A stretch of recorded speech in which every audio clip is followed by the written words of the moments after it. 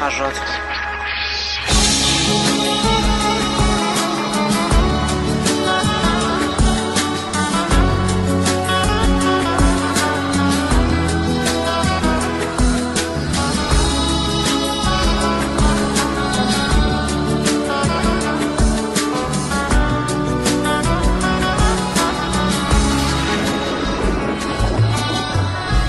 قسمت نشد ببینم خدا نگهداری کنم، فرصت نشد بمونم و از تو نگهداری کنم.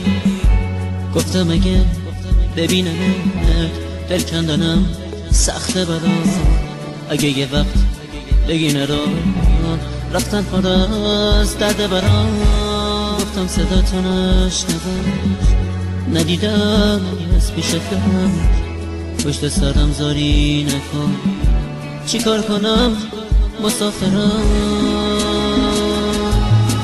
من میرم ولی باز تو بدون، همیشه یاد تو از خاطر من فراموش نمیشه. گل من خوب میدونی بی تو تک و تنهام عزیزم، اگه تو نباشی میمیرم.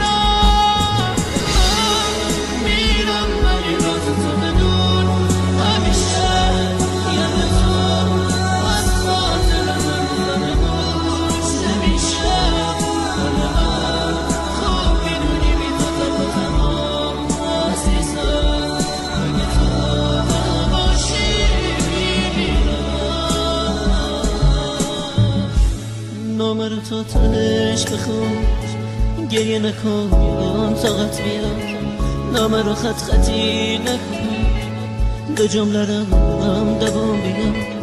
باور نکن یه بی وفا نامه میذارم و میرم، نه قسمت زندگی میرم، به کی بگم مسافرم.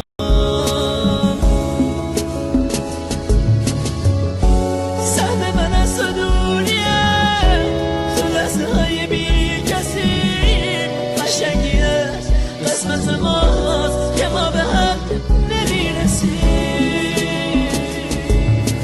من میرم ولی باز تو بدون، همیشه یاد تو از خاطر من فراموش نمیشه. گل من خوب میدونی بی تو تک و تنهام عزیزم، اگه تو نباشی میمیرم.